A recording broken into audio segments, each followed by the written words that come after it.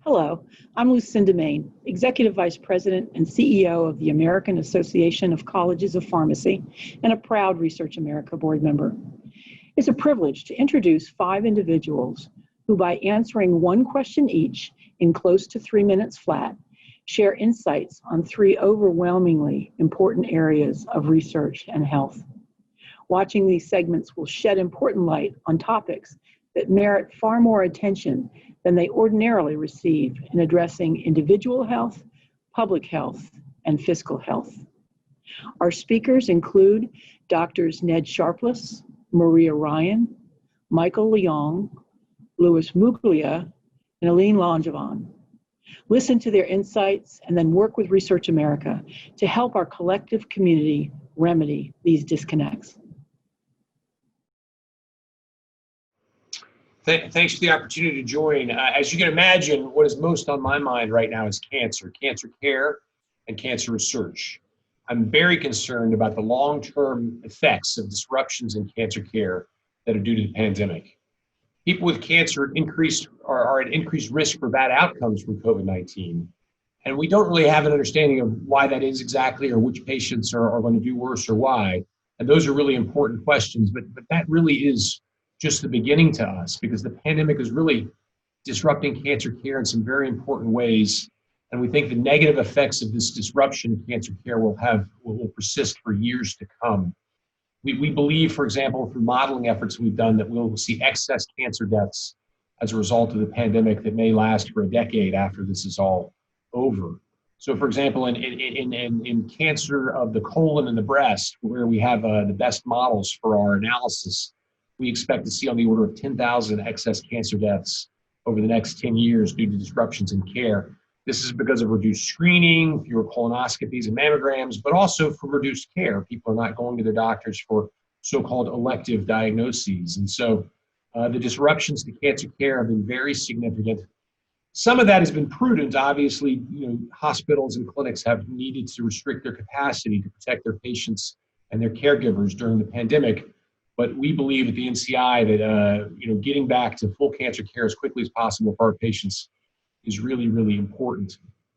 Well, we're also very worried about the effects of the pandemic on cancer research. So as you can imagine, we've seen decades of great progress in cancer in terms of cancer mortality from a variety of efforts in prevention and diagnosis and treatment and screening. And those have really been paying off. And now we don't want to see this pandemic disrupt cancer research to the extent where we will change that very positive trajectory that we've been experiencing for the last 2 decades.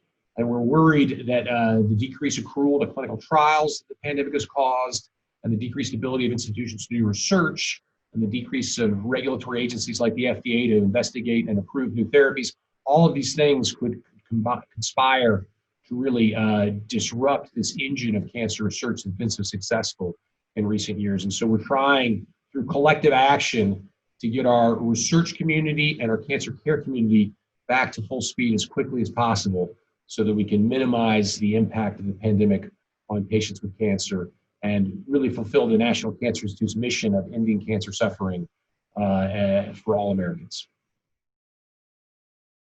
Thank you for asking me the question, and it's really great to be here today with Research America, who's really helped to support research in the area of oral health and to increase the knowledge about oral health issues worldwide. And this is really important because tooth decay and periodontal diseases are the two biggest threats to oral health worldwide. And the CDC has looked at the prevalence of these diseases in the United States.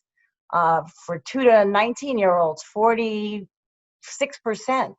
of children have caries or have had caries, which is really a large number. And you hear of stories like Diamante Driver, where it's untreated and they can develop a brain abscess and it can be a fatality, which is a shame. And you hear of stories of people in the OR requiring surgery because of untreated decay.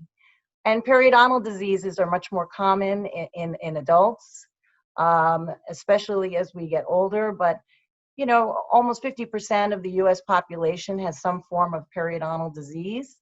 And certainly we know that there are many links between periodontal diseases and other diseases in the body.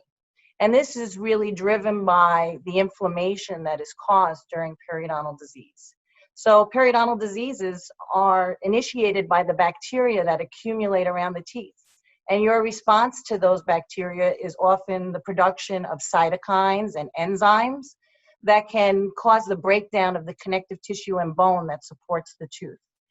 And this chronic inflammatory disease, which is unbeknownst to many people because it's not painful very often until the tooth is either loose or they develop an abscess much later in the disease, can really have a significant impact on the body. And it is the most common chronic inflammatory condition worldwide. And we've seen these connections between chronic inflammation in the oral cavity and other diseases like cardiovascular disease, diabetes, adverse pregnancy outcomes. And in fact, the bacteria that are found within the oral cavity have been found in atherosclerotic plaques, and they've been found in amniotic fluid. So when we think about periodontitis or gum disease, it increases the risk for fatal MI and stroke by almost 2 to 3-fold, which is very significant. And periodontal infection can account for up to 18.2% of adverse pregnancy outcomes, preterm low birth weight, as reported by the group at UNC. And the risk of developing diabetes over a 20-year period of time was looked at by the group at Columbia. And they found that people with periodontal diseases were twice as likely to develop diabetes. And for diabetes, it's very interesting because it's a two-way street in that not only are you at increased risk for developing diabetes if you have periodontal diseases, but if you have uncontrolled diabetes, you're at greater risk for developing periodontitis as well. And it's one of the long-term complications like cardiovascular disease or kidney disease. And we know that in people with diabetes with untreated periodontitis, their risk for having a heart attack or for developing kidney disease is much higher, and their risk for mortality is much higher. So anything that we can do to reduce the risk of these long-term complications is very important. So insurance companies have looked at this with the University of Pennsylvania and found that treating gum disease can lower annual medical costs in people with diabetes, with cardiovascular disease, with stroke victims, up to $6,000 a year, and can reduce hospital admissions up to 40%. So the Surgeon General took this on 20 years ago and wrote the first report on oral health in America. And that was Dr. David Satcher, and he recognized there are a lot of oral health disparities that need to be addressed. And our current Surgeon General, Dr. Jerome Adams, is doing a 20-year follow-up on that report, recognizing that we've made some progress, but there's a lot of work to do. And there's a need for increased prevention. There's research that's needed for early detection and diagnosis, because as I said, many people don't know that they have it. And we need to continue to do our work on improved management of oral diseases to improve the quality of life for US citizens and citizens all over the world. And this will lead to better general health and well-being. Well, I'm the director of neuromodulation at Stanford University. So I'm responsible for treating pain with electric wires near the spine or just outside the spine in order to effectively treat pain as an alternative to opioids. I've found that over the past 2 or 3 years, that's been one of the most exciting ways of dealing with back and leg pain and all sorts of complex nerve pain issues that have been cropping up. It's interesting that you can do something with electric current in order to treat pain while decreasing the amount of medicine that people have to take over a period of time. And the other thing about it is that we have new high technology where people don't even feel any vibration or any sense of the treatment. And we can trial the device or the therapy before we even put it in. So how many things in medicine and how many things in life can you go for a test drive or a test run first before you even get the treatment? Neuromodulation to me is one of the most exciting things about pain management, because we have the highest quality of evidence for back and leg pain and other pain conditions, and you can test run it first and can believe, basically, and prove to not just the patient, the provider, but also the people paying for it, insurance, that it works. I think the biggest health challenge our nation and the global community faces are actually the ramifications of climate change and what it means to all of what it means to be living in the world today. The consequences on human health are pervasive, and they extend across so many different domains. And what makes it particularly challenging, in my mind, is that it involves not only the biology and the medical sciences and the communities that we are familiar with, but it engages all of humanity, governments, leading health organizations, industry, to transform the landscape to make change in climate and human health possible. No one can do it on their own. So thinking about how we aggregate the stakeholders to make a huge difference in this area will be incredible. Let me give you a few examples about how I think climate change impacts human health. First of all, let's think about temperature. Something seemingly innocuous changes the poles, the climate, the ability for variations, extreme variations in natural disasters that have begun to occur that compromise human life and that we respond to acutely. But even more subtly, as we think about COVID-19 and what that has meant for human health, changing the geography and catchment area of different pathogens, hosts, and vectors to transmit in ways they couldn't transmit before.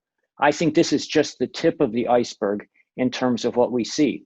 In terms of rising global heat, I think the consequences for crop growth, for drought, for water systems will manifest itself in ways that compromise human nutrition, that compromise our ability to grow crops, that compromise the way ecosystems are able to generate food for society from the most fundamental organisms throughout. So how do we make a difference in this area? It's enormous. And I think the National Academies of Medicine, together with the Burroughs Wellcome Fund, have prioritized this area. We see great opportunity here. One of the biggest we see is engaging the future of our children and students in the world to recognize this as a problem that they need to take on with us to generate innovation, change, and creativity around. There will be nothing more important. I think as well, we need to broaden our catchment of other stakeholders and bring everybody to the same discussion, whether you're involved in global economies and what climate change means for that, nutrition, or discovery, which is what I'm passionate about. So I think these challenges are exciting opportunities. And I think if we can do this, we will be changing the future for the next 100 years. As a clinician and a researcher, I have focused my entire career on connections. On the clinical side, this includes connecting the multiple aspects of patient care into a whole. And on the research side, I have been fascinated by the role of connective tissue, which literally connects all the parts of our body with one another. Now, as director of the National Center for Complementary and Integrative Health at NIH, I am working with my NIH colleagues on bringing my passion for connections to the concept of whole person health. Whole person health means supporting the health and well-being of each person across multiple domains, from physical to psychological to social, and pursuing this objective in part through research on multimodal approaches to care. Also central to the idea of whole person health is that health and disease are not separate states, but rather they constitute a bidirectional continuum on which we are always traveling. Even when multiple diseases occur in a same person, we tend to mostly treat them separately, sometimes with drugs that interfere with one another. When we think of health, on the other hand, we may refer to heart health or brain health, but in general, we think of it in a more holistic way. We know that on the path between health and disease, some of the same behaviors like poor diet, sedentary lifestyle, chronic stress, and poor sleep can lead to chronic diseases of many organ systems, such as diabetes, cardiovascular disease, degenerative joint disease, and depression. We are seeing in real time right now an example of this. Even though COVID-19 is a respiratory infection, chronic conditions in other body systems like obesity, diabetes, and hypertension are important factors in its severity and mortality. It is becoming more and more clear that addressing diet, exercise, and stress management at an early stage can not only prevent multiple diseases, but also reverse some pathophysiological processes and restore a better overall state of health. A whole person health framework also provides critical insights and opportunities to expand and build upon NCCIH's current research portfolio on natural products and mind and body approaches. I'm especially interested in the importance and challenges of research on multimodal approaches to care and how this research can inform whole person health. Multimodal approaches can include therapeutic systems that have an underlying theoretical framework, like traditional Chinese medicine, as well as integrated complementary and conventional treatments in the context of, for example, cardiac rehabilitation. By expanding our scientific understanding of the connections that exist across the multiple domains of human health, we can deepen our support of patients through the full continuum of their health experience, including the return to health.